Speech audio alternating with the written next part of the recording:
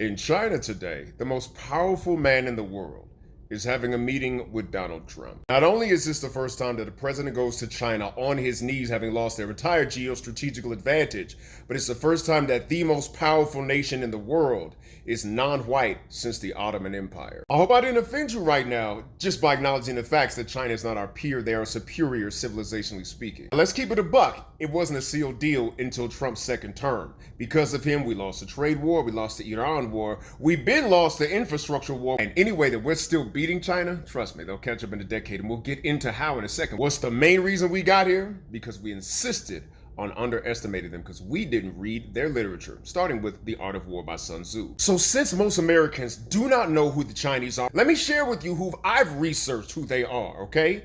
We're looking at the greatest comeback in the modern world. In my short millennial lifetime, I remember China being a charity case. They invested in all the right stuff. Right before I was born, China was taken over by a man named Deng Xiaoping. And Deng Xiaoping just wanted to see objectively which is stronger, communism or capitalism. So what he did was he created these cities that were just investment zones where he would try things out. And if it worked, he used it. If it didn't, he threw it away. He was agnostic on which system was better. So they developed a hybrid. And every time something was successful in one of these like experimental cities, it would develop and then he'd disperse. That worked for economic models, technology, and then in education.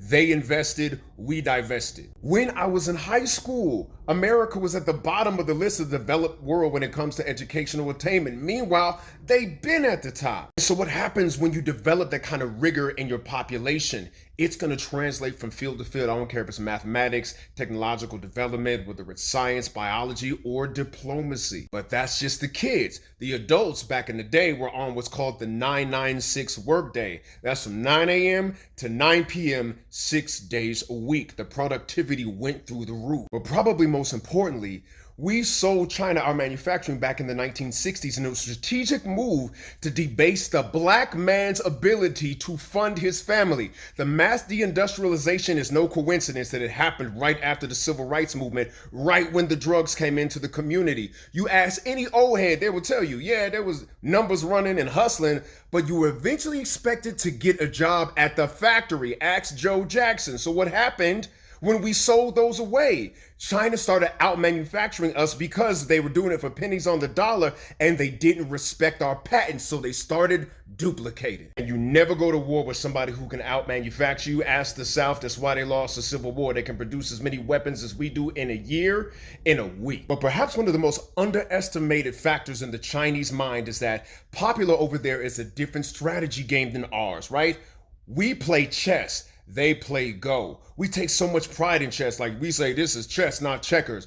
Go is an entirely different strategical game. And they do it on the world stage without us even knowing. And if you're playing chess against somebody playing Go, 99% of the time, you're gonna lose. You see, in chess, you essentially strike your opponent and take their position. There's a hierarchy between the pieces. In Go, you surround the enemy and cut off territory. In chess, the goal is the king. In Go, the goal is the board. Here's how that played out in Iran. We think of winning wars as going to the enemy's territory, knocking out either positions, weapons, or leaders, right?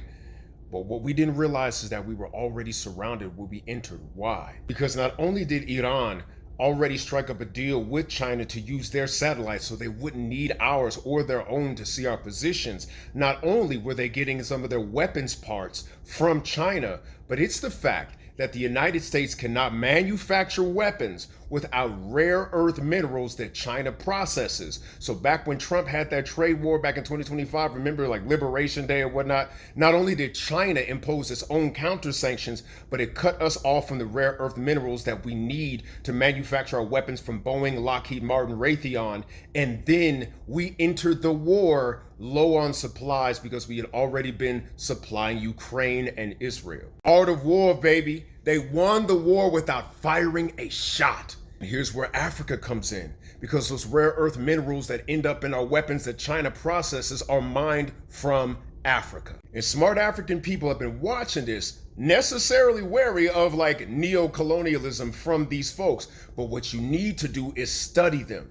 Because if you don't understand the Chinese century of humiliation from the 1830s when the Opium Wars began from Britain to the time where Mao Zedong took power, then you ain't realizing that China left the blueprint for you. I was under the impression that China didn't suffer the things that black folks suffered until I read about the century of humiliation. Yes, they were carved up just like they were in the Berlin Conference. There was hella drugs going on. The Opium Wars were the blueprint for what happened during the crack era, and they still found a way to overcome. We underestimated them, overestimated our own abilities, rested on our laurels earned in prior generations.